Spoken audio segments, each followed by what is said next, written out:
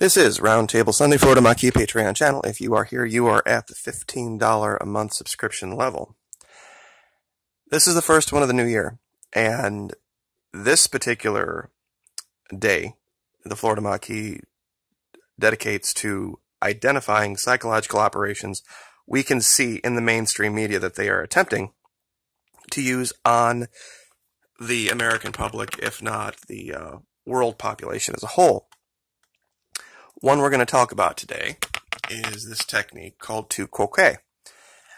It's a Latin derivative term that basically says if you identify a problem and say that we should fix it, people will go find some way, somehow, that you're tangentially associated to that problem, making you then a hypocrite of some sort. Well, there's something going on in the media right now that dovetails with this perfectly. And you can see it all over Fox. It has to do with this thing with this Ocasio-Cortez, the dancing rep, the girl from up in New York. All right, they're talking. She had made this comment about wanting to raise tax rates back up to 70%, and of course, Scalise jumps in on this and says, "No, that's a bad idea. We need to let the American people have more of their money." Of course, she was talking about on the uber super wealthy, very top end. So it wouldn't really be the American people. It wouldn't be anybody actually earning a paycheck that would be, taxed at that rate. That anybody should be taxed at that rate for any reason is up for debate. But during the Twitter debate, some people, trolls, got into it and started talking about this guy when he got shot at a softball charity thing some years I think it was maybe a year or two ago. And, of course, they had to shut down the whole thing because you can't allow that kind of stuff to go on. But oddly enough, this whole debate about the 70% tax rate takes us back to old Donald Trump. You see, it's a complicated thing, this tax rate deal. Because here in 1991, he was making the allegation that when Reagan got rid of those high rates, it was a disaster. And if you think I'm kidding, I'm going to turn this up and you can listen to, I think he calls it a catastrophe, actually.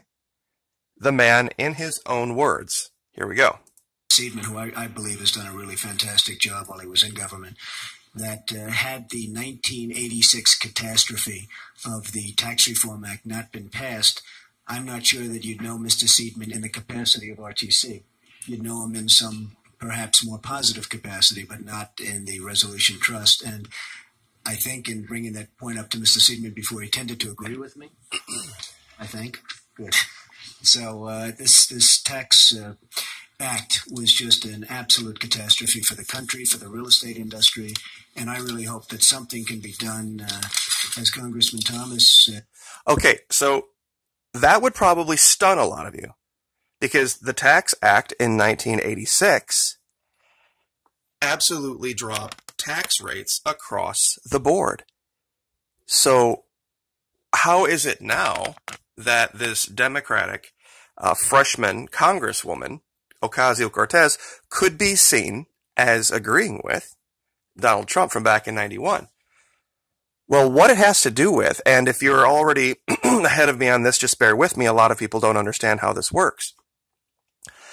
During that time, those incredibly high tax rates, those 70% tax rates, forced the wealthy people in mostly Manhattan and larger cities to take their money and put it into tax shelters. What was the biggest tax shelter at the time? Of course, real estate, like he said. And when Donald Trump built Trump Tower in 1982, 9 years prior to this, well, this testimony only 4 years prior to the Tax Act, he had been betting on a lot of people dumping their money into real estate in Manhattan. That's why he put out the money. And then when the 86 Tax Act happened that dropped those rates, people didn't have to go seek those tax shelters like real estate. They could go elsewhere with their money. And it absolutely clobbered him financially. No care for the general public, at large here from Mr. Trump.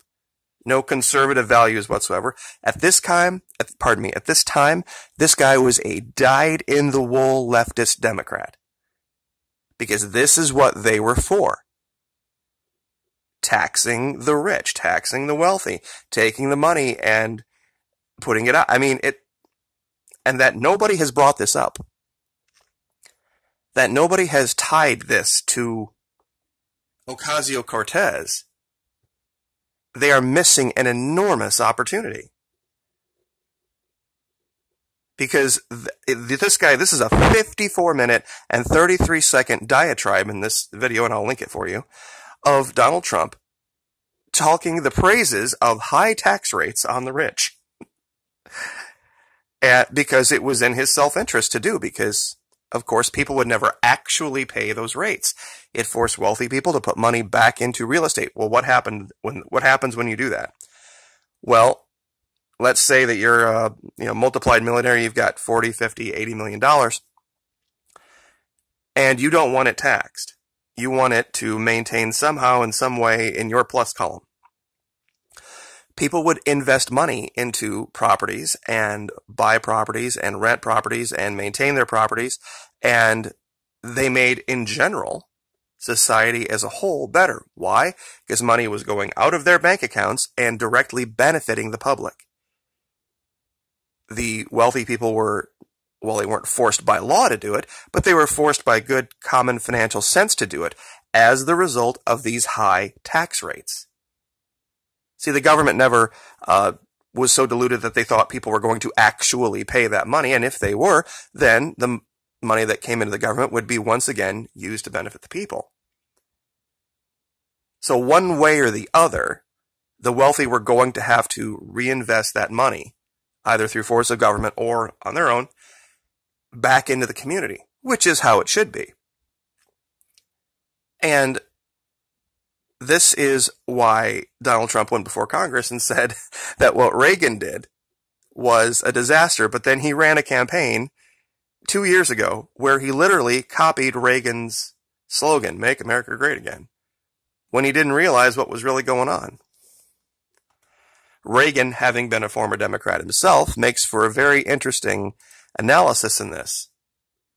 Now, it was only a couple of years later that this guy showed up and tried to do the same thing, just with a different route. The Community Reinvestment Act changes, where basically he allowed banks to just give out whatever loans to whoever they want, charge whatever interest rates they wanted, and then package all that up as securities, led to the 2008 crisis.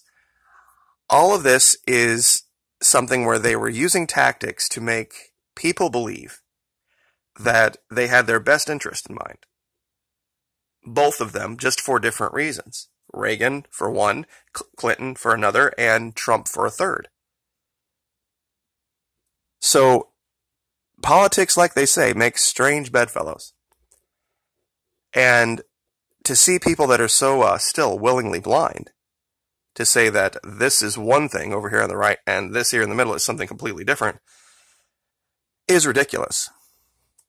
You would have to be someone who just literally wasn't paying, or too young to understand, or not paying attention if you're old enough.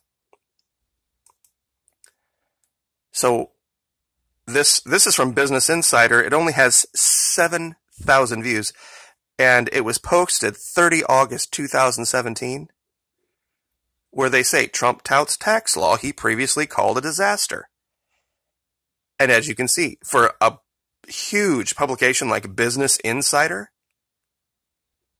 with 1.1 million subscribers, to have any videos that only have 7,000 views shows that there is a whole lot of things that are just getting hidden. So, just to give you an idea, I have 75,000 subscribers, and it's not hard for me to get 7,000 views in, usually 2, 3 days, 4 days. This place has 1.1 million. So I'll share this, and maybe we can get some more views on this so people can actually see the PSYOP here.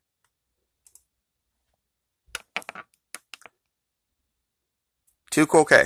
It is a psychological operations technique that says if you are tangentially associated to something you see as a problem, or having participated in it in any way whatsoever, that you are then guilty of hypocrisy.